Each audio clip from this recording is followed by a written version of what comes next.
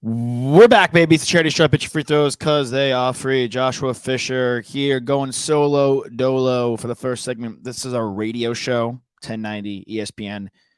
Unbelieves live right now, but shout out to them. Doing a little betting, little fantasy, little baseball, the usual, NFL in full swing, college in full swing.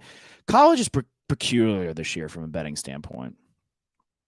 I haven't really sunk my teeth in. I was really in on the futures. I was in on that Will Anderson Heisman hype until I saw him play Texas, undisciplined game. I'm still in on Will Rogers, Mississippi State. That I'm about. They just put up so many points, and you just need, look, Lamar Jackson, RG3, Johnny Manziel. Everyone thinks you need to dominate and win to win the Heisman, and obviously that helps. But if you have a couple signature wins, like Johnny beating Alabama, games you're not necessarily supposed to win where you dominate and show out and have a couple major highlight plays, it's plausible. So November 12th, Mississippi Mudslide, if Rogers, Mississippi State, beat the Georgia Bulldogs, then I think it's possible with the numbers that he'll potentially put up in this system that he could win the Heisman. Hot take, but that's what I'm giving you right there. Go get the odds, plus 8,000 to start the year. Why not? Throw a little money, some shekels on it. All right. NFL bets. What am I liking this week? What am I feeling this week? Pats, go to Pittsburgh. New England. The defense is there. There were a couple moments in the Dolphins game and Tua's game, for that matter, isn't very telling from what we saw. There was an interception thrown that Tyreek Hill wrestled away. An unbelievable play from the corner. There was another pick about to be literally gifted to McCourty, and another Patriots defensive back jumped in trying to make the play himself and ended up tipping it and making an incomplete pass. Tua lucked out with two possessions that should have been interceptions, turnovers. The Patriots defense is going to be there. Pittsburgh's offense, stagnant. For all the hype of Pickens, kind of fell flat. Najee, obviously dealing with some injury. I still think, even without TJ Watt, that this Pittsburgh defense is ferocious. I think the Patriots offense is uninspired, unimaginative, and kind of one-dimensional. They have a major issue at wide receiver. Running the ball, they should be solid. But again, I think this is a very tough Pittsburgh defense. They're home dogs. It's -2, favor of New England Patriots. It's ride with Steelers money line. Why not? And I hate betting against my team. I'm a Pats fan. I hate betting against the Patriots. But I feel strongly about Pittsburgh going to win this one outright. Tomlin, baby. Mitch Trubisky, comeback season. Why not? Colts, Jags. Colts were a team we thought the offense was going to take a jump. Frankie Frank, head coach. Matt Ryan coming in to replace Carson Wentz at quarterback. We thought that was going to take a jump. Kind of fell flat against the Texans, only putting up 20 points and tying them in week 1. It was a little pathetic. Jags offense looked a little bit better under Peterson. Can't believe they're running Zay Jones, their wide receiver too. Found that out in fantasy draft night. Kind of crazy. But I don't think Christian Kirk's a wide receiver 1, but he had a really nice game. I think James Robinson and Etienne, we'll get into Etienne a little bit later, but I think Robinson, having him back in the fold, having that 1-2 punch is nice. I think this game goes over in Jacksonville. I think home dog, Jaguars. I'm not saying they win, but I think they put up some points. And I think the Colts put up some points as well. I think Taylor has a great game. Love what I saw at Pittman. And could we get Paris Campbell? Could we get Alec Pierce, one of the young 2 wide receivers across from Pittman, involved? Could we get them cooking? Could we get Matt Ryan spreading the ball around that way?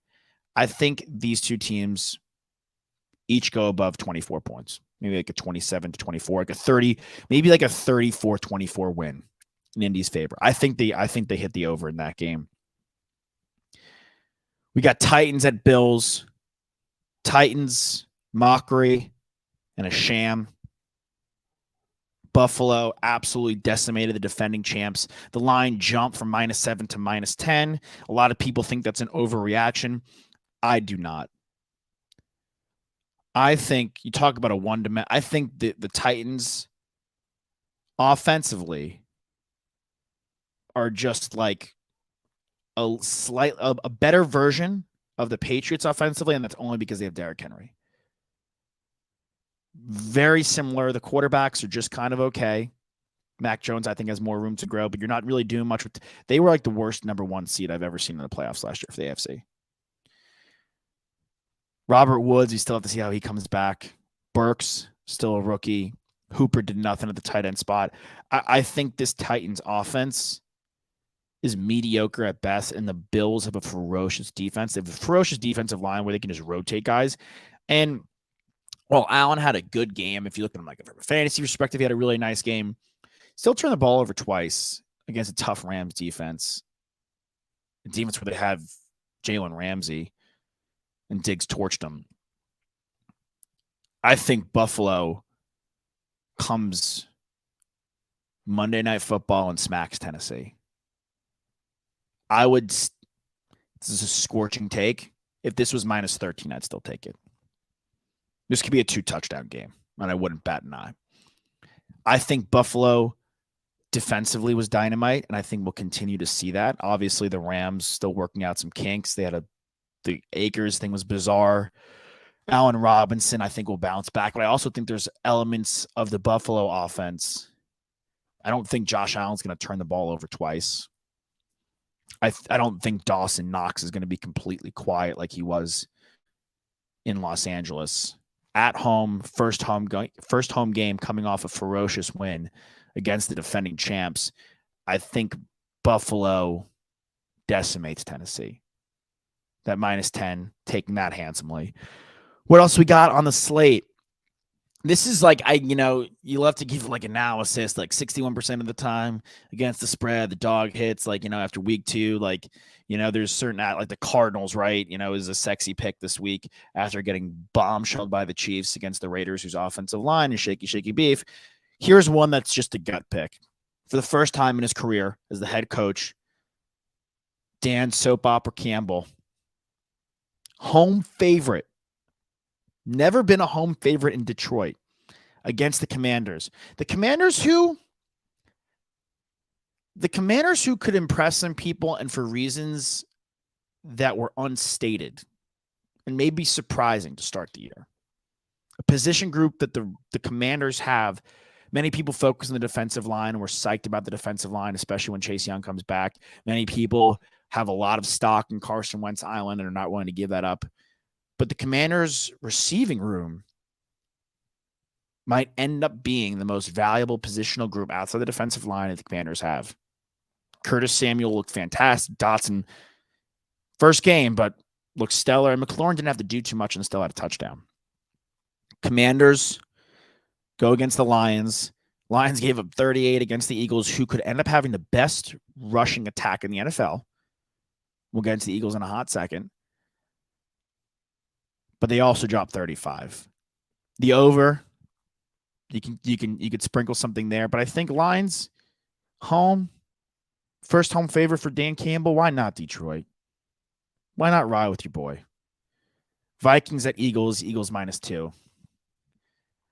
I think we saw the Packers come out flat last year, and people are saying, all right, they did it last year against the Saints. They turn around and were the top dog in the NFC.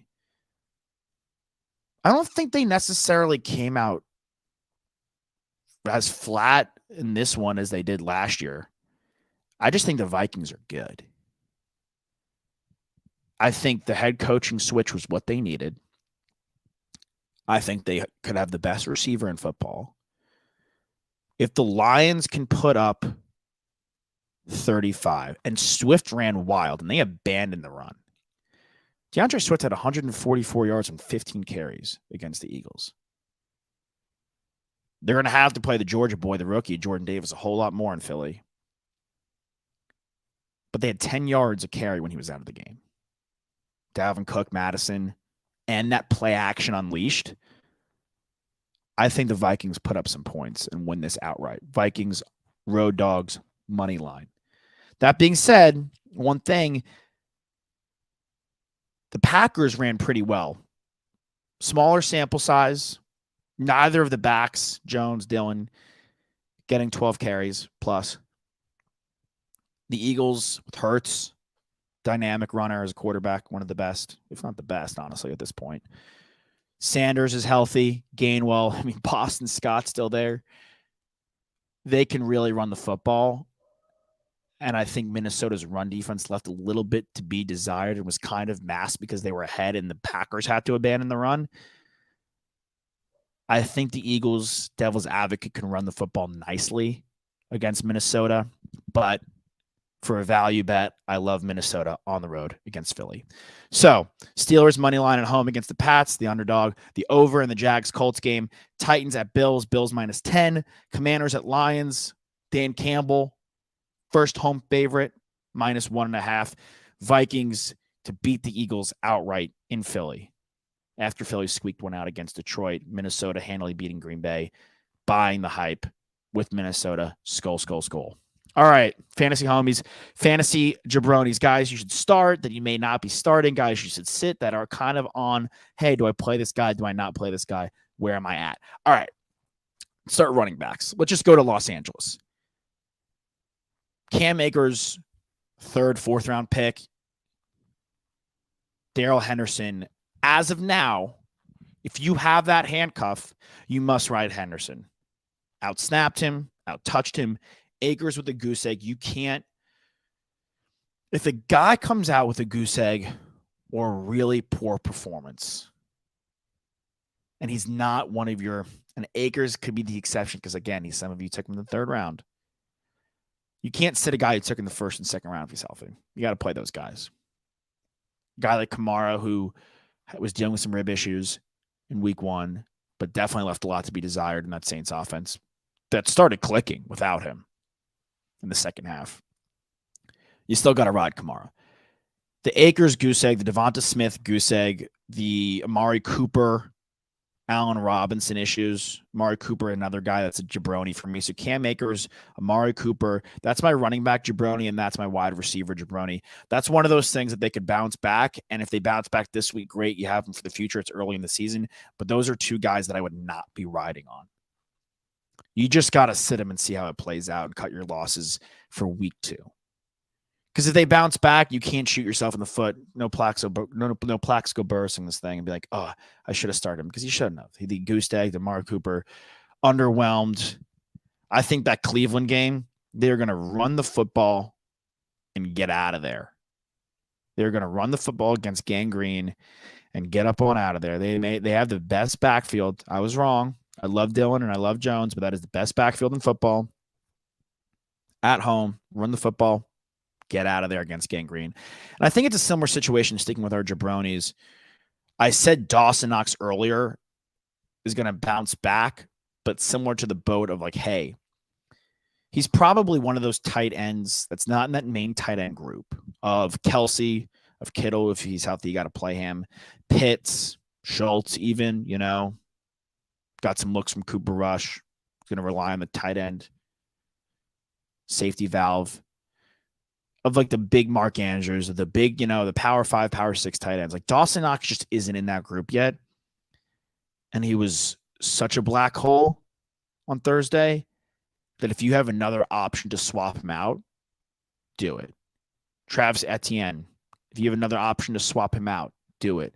A guy like I like this week that I would probably start over Dawson Knox is Robert Tonyan.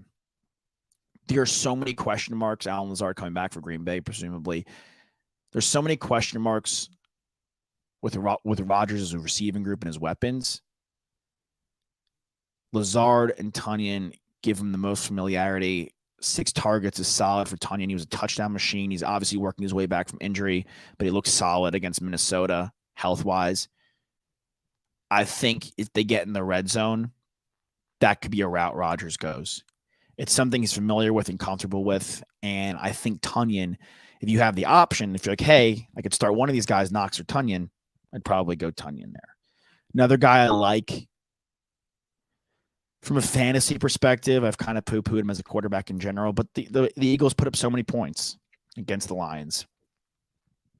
If you're in a position where you have a guy like Burrow, who, not even going off last week's performance from him, because he turned it on in the second half, but looking at the pressure Dallas brought against Tampa, I feel like Dallas is going to be, especially with Dak out, could be in a lot of these games where it's like 20 or 17 to like 3, where Dallas's offense can't really just get the ball in the end zone, but their defense kind of keeps them in the game a little bit because Micah Parsons is so strong. Diggs had a solid game. You know, they put really good pressure from the defensive front on the quarterback. And that Buccaneers offensive line, though they had some losses in the offseason with injury and retirement, still look better than the Bengals, who put all that money in the Bengals offensive line. They put all that money in the offensive line, the Bengals did. And they still struggled mightily against the Steelers. I think that the pressure that the Cowboys can put on Burrow, I think it's like another low-scoring affair in Dallas. Home dogs. Everyone's counting them out. Cooper Rush 1-0. I think it's a low-scoring affair in Dallas. I would rather, if I had the option to sit Burrow and maybe start a guy like Carson Wentz, who, when the Eagles again, yeah, they ran the ball well, but Carson Wentz can move. And I love what they're doing with Curtis Samuel, that he's at full health. Dotson, again, was great. McLaurin's great. They have 3 really good weapons for Carson Wentz. And maybe none of those guys are as good as Pittman singularly, but as a group, they're better than what he had last year. And I think Wentz can really work some magic with the Commanders receivers. And then he turned the ball over twice, but I don't necessarily know if that's going to happen with Detroit. That could be a very high-scoring game. So if you have the option to maybe sit a guy like Burrow for matchups and go with a guy like Wentz, I would do that. Again, like if you're with I like a guy like Darrell Henderson just because of his touches. I'm high on a bounce back from the Rams offense. And if you have that handcuff of him and Akers, I would lean Henderson. I would maybe even lean James Robinson in the Etienne handcuff. 2 tucks, pretty equal snap percentage, maybe even a bit better. Like, I think the Etienne Akers situations are very tough situations, and if you don't have to play in that fire, I wouldn't. A guy I do like, who I kind of touched upon and teased a bit earlier, in Christian Kirk, 10+ targets, 100+ yards. I mean, he's going to be the guy for Trevor Lawrence. I'm not saying he's a top-tier receiver, but in fantasy, he's not as good as Brandon Cooks, but he's like that garbage, like, okay, garbage time, garbage team, always going to be a little bit behind, have to be throwing the ball type player that Brandon Cooks is for the Texans, where Brandon Cooks is like 3 for 45 in like the first, 2.5 quarters, but they're down by so much by the end of the game. He ends at worst like a 7 for 82, like what he hit last time. Christian Kirk can be that this year. So there's some start sits in fantasy if you're in that position. Baseball. What we got in baseball, man? Baseball's legit, bro. They had a great year. 2 years ago, Manfred blowing the 2020 season, which I'm not going to harp on. It's in the past. What a bounce back year for baseball. First of all, Arias and the Twins leaves the game. Him and Bogaerts right now battling for the AL batting title. Judge is right there. Judge obviously killing it in home runs and RBIs. He was far behind in batting average, but he walks at such a high clip that his hits are almost worth double. 1.5x. So not even from, he's chasing the home run record, but he could be in it for the AL, sorry. A lot of you people think it's the Bond. We'll stick with it. Yeah, he can go for 62, but he could also win the Triple Crown. He's right there. And even as a Red Sox fan, if he hit 62 home runs and won the Triple Crown, Rise at 320, Bogaerts at 317 right now, Aaron Judge at 310. He's like there.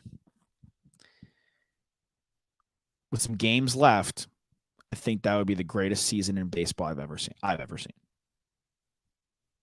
In my opinion. Be unbelievably impressive. Pujols, man, everyone's talking about the home runs. He's sniffing Babe Ruth. He's less than 20 RBIs behind Babe Ruth, which is pretty crazy for second all-time in RBIs. But Trout, man, 35 home runs in 102 games. Like, what if he played a full season? It's such a what if. Like, you hate to see a guy like Trout wasting his years in Anaheim because that's where it is. And you hate to see a guy like Trout now getting injured. The team's not contending. It's just a mess. But the 35 home runs in 102 games is incredibly impressive. There's a lot of guys having some good years out there, man. I love what Julio Rodriguez is doing. He's like that next guy up. It's a lot of impressive stuff in baseball. All right, that's baseball. That's football. Josh Fisher, that was representing the charity stripe. If you're watching on YouTube, Shabbat Shalom. If you are listening on 1090, the My Year 1090, shout out to the 1090 fam. Up next, I won't be on the mic, but it'll be Nikki Snacks Kreider from the charity stripe with Heath Bell talking to Padres. So enjoy that.